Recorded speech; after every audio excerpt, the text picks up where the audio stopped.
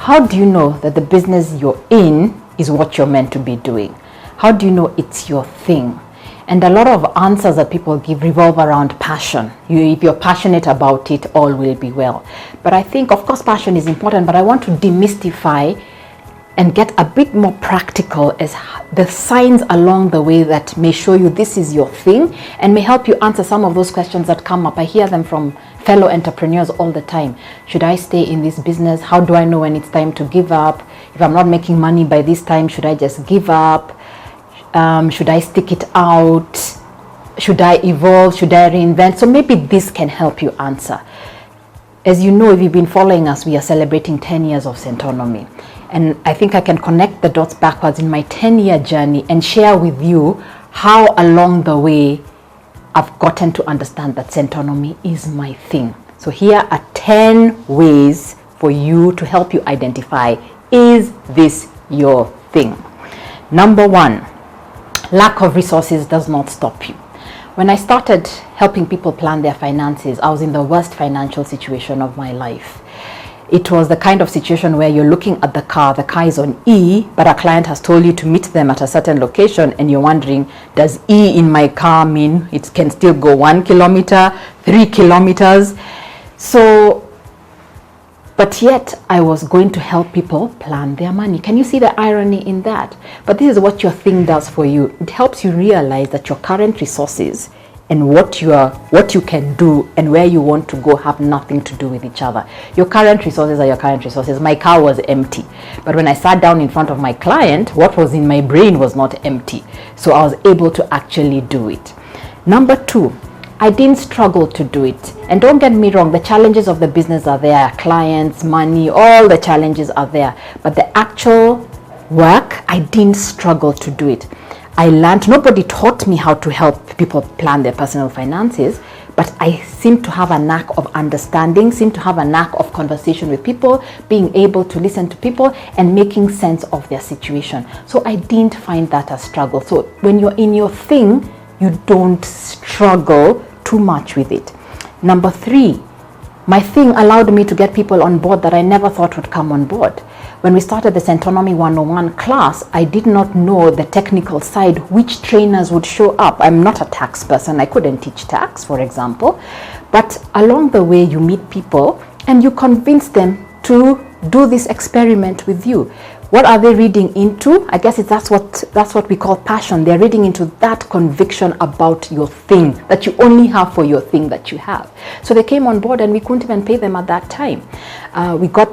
I started putting a team in place who came on board for the same reason. Some of them I couldn't pay them or pay them what they would have been paid elsewhere. But they came on board and have been on board. So your thing opens that door for you. Number 4, when you're in your thing, you're in flow. I get the flow when I'm teaching. The world disappears. I may have problems all over the place, but when I'm in front of a class and teaching and having conversations on money or conversations on business, I'm in flow. The rest of the world disappears. So there's something about probably what you're doing that keeps you in flow. And when you're in flow, it re-energizes you. And when you find flow, it is a pointer that you are in your thing. Number 5, the sense of possibility is always there. When I started, it was not about logic. In fact, a lot of people were like, this will never work. People don't need to learn about money. But it's a gut feel that tells you you're convicted beyond logic that this possibility exists. So your thing gives you that sense of possibility. It's that sense of possibility. Even when you're running your business, you still keep getting ideas on how to expand it. So we move from personal financial management for adults to personal financial management for university students, to personal financial management for teenagers, to entrepreneurship. So your thing keeps you looking and sensing possibility and being able to see that possibility. Number 6, your thing gets you to keep moving with the show. We call it here, the show must go on. My thing has led me to have just a great of a class with one person in the room as if there were 10 people in the room. So whether one person shows up or 10 people show up, the show will go on. Why? Because it's my thing. I'd love it if the 10 came or the 20 came, but even though they don't, The one person who shows up will still get the full show. So when it's your thing, it's not just about the numbers. It's not just about who showed up. It's if I can be of service to this person and share that gift, I will do it. Number 7, your thing makes you transcend fear a lot. The first class I taught, I was scared. But this is what your thing does. The first Centonomy 101 class I taught, I woke up at 3 a.m. and practiced until 7 a.m. So fear is there. I'm not going to cheat you that you won't have fear, but because it's your thing, you understand you have to master the fear. So my version of mastering the fear has always been, I will practice. And along the way, you get better. That muscle gets better. And along the way, there's so many things I got scared about. Our first open day, I was petrified about it, but you still do it.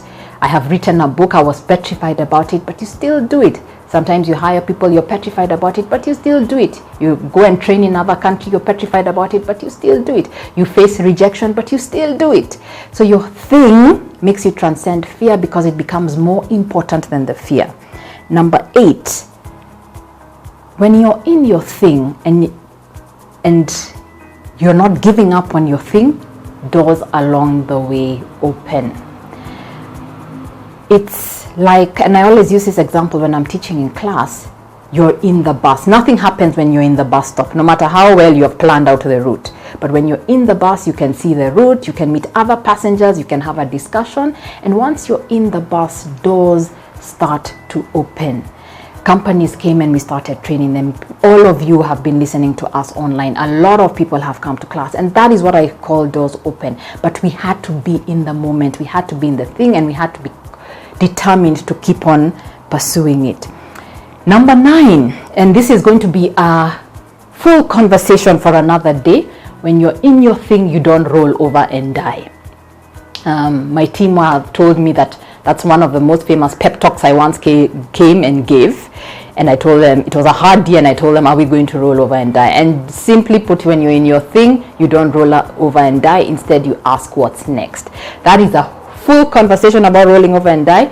So please keep subscribed, keep watching, because I'll tell you all about rolling over and not dying. No, not rolling over, not dying, sorry. And last but not least, number 10. When you're in your thing, you get the courage to say you are the best. I have been for meetings. I remember being at a particular meeting, and the HR manager who was going to make the decision on the training asked me, why should we use you? Yet there are so many other companies who can give us training and can even give us training at a cheaper rate. I just blurted out, I'm the best. Your thing makes you the best, and you being the best does not take away from anyone else being the best in whatever it is that you do, but your thing makes you want to be the best, because whatever you're doing, whatever career you're in, whatever business you're in, you should be the best. You're a different person with different skills, different abilities, a different thumbprint. You should be the best. So that has been the journey of knowing this is my thing. It will continue, the lessons will continue, the thing sometimes evolves and changes, but it is still the thing. And I hope I've helped some of you answer, is this my thing? Sometimes you have to reinvent the wheel with your thing. Sometimes you have to change the game so that you can find the thing, but everybody has a thing. Thank you.